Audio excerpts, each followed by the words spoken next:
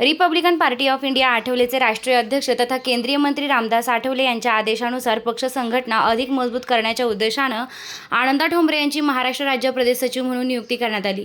नियुक्ती महाराष्ट्र प्रदेश अध्यक्ष राजा सरवदे आणि महाराष्ट्र प्रदेश सरचिटणीस गौतम सोनवणे यांच्या स्वाक्षरीने अधिकृत नियुक्तीपत्राद्वारे जाहीर करण्यात आली।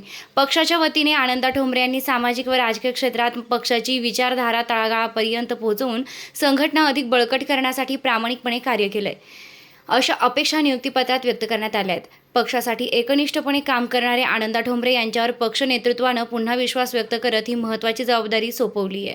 त्यांच्या नियुक्तीमुळे चांदवड तालुक्यात रिपब्लिकन पक्षाच्या संघटनात्मक कामाला अधिक गती मिळेल असा विश्वास काकासाहेब खंबाळकर यांच्या माध्यमातून करण्यात आला, पदाधिकारी व कार्यकर्त्यांनी व्यक्त केला आहे। नियुक्तीनंतर आनंदा ठोंबरे यांनी पक्षाचे राष्ट्रीय अध्यक्ष तथा केंद्रीय मंत्री रामदास आठवले, महाराष्ट्र प्रदेश अध्यक्ष राजा सरवदे आणि प्रदेश सरचिटणीस गौतम सोनवणे यांचे आभार मानत पक्ष संघटना अधिक सक्षम करण्यासाठी आणि सर्वसामान्यांच्या प्रश्नांसाठी सातत्यानं काम करण्याचा निर्धार व्यक्त केला आहे। वृत्तसंकलन अधिकार न्यूज संचालक संपादक प्रवीण नेटावणे, नाशिक रोड, नाशिक। ठोंबरे कसली सर आज तुमची नियुक्ती झाली आहे, तर कुठल्या याच्यात नियुक्ती झाली, काय तुम्ही काम करणार? माझी माननीय नामदार रामदासजी आठवले साहेब केंद्रीय मंत्री यांच्या आदेशाने राज्याचे महासचिव गौतम भाऊ सोनवणे, काकासाहेब खंबाळकर राष्ट्रीय उपाध्यक्ष आरपीआयचे ज्येष्ठ नेते DM चव्हाण मामा, भालेराव साहेब या ताराचंदजी आयरे या सर्वांच्या उपस्थितीत माझी महाराष्ट्र राज्य सचिवपदी नियुक्ती झालेली आहे साहेबांच्या आदेशाने।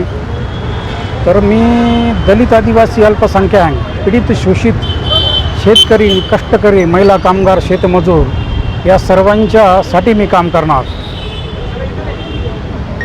कुठल्या पद्धतीवर असं आहे, माननीय नामदार रामदासजी आठवले साहेब यांची कार्य करण्याची पद्धती सर्व जगाला माहिती आहे। डॉक्टर बाबासाहेब आंबेडकर मराठवाडा विद्यापीठाच्या नामांतरणाचा विषय असो किंवा आंबेडकरी समाजावर होणारा अन्याय अत्याचाराचा विषय असो, आठवले साहेब हे सर्वांच्या पुढे असतात।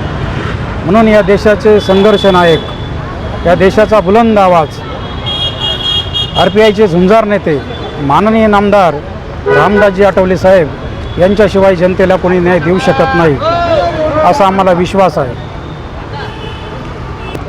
येत्या पुढील काळात आरपीआयचे राष्ट्रीय उपाध्यक्ष काकासाहेब खंबाळकर यांच्या आदेशाने यांच्या समवेत पूर्ण महाराष्ट्र फिरून, पूर्ण महाराष्ट्राचा दौरा करून, संघटनात्मक गोष्टीवर भर देऊन पक्ष वाढून नामदार रामदासजी आठवले साहेब यांचे हात अजूनच बळकट केल्याशिवाय राहणार नाही। घराघरातला दलित, आदिवासी, अल्पसंख्याक, पीडित, शोषित, महिला, कामगार, शेतमजूर जागा केल्याशिवाय राहणार नाही।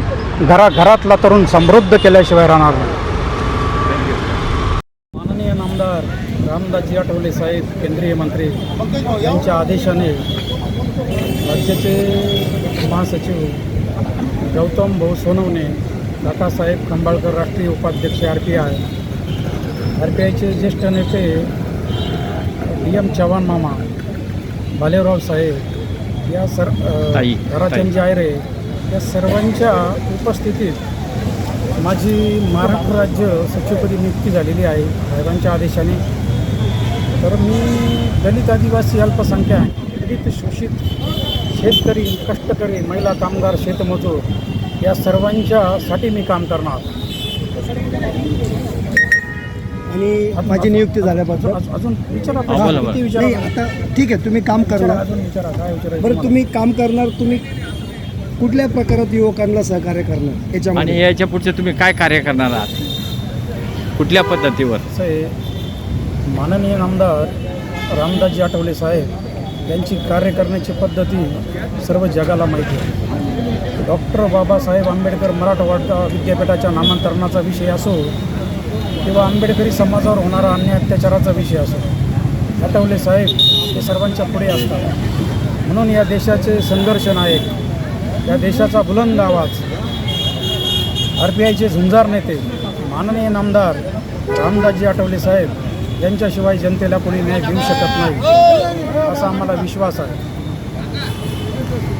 आणि म्हणून येत्या पुढील काळात RPIचे राष्ट्रीय उपाध्यक्ष काकासाहेब खंबाळकर यांच्या आदेशाने यांच्या समवेत पूर्ण महाराष्ट्र फिरवून पूर्ण महाराष्ट्राचा दौरा करून संघटनात्मक गोष्टीवर भर देऊन पक्ष वाढून नामदार रामदासजी आठवले साहेब यांचे हात अजूनच बळकट केल्याशिवाय राहणार नाही. घराघरातला दलित, आदिवासी, अल्पसंख्याक, पीडित, शोषित, महिला, कामगार, शेतमजूर जागा केल्याशिवाय राहणार नाही. घराघरातला तरुण समृद्ध केल्याशिवाय राहणार नाही.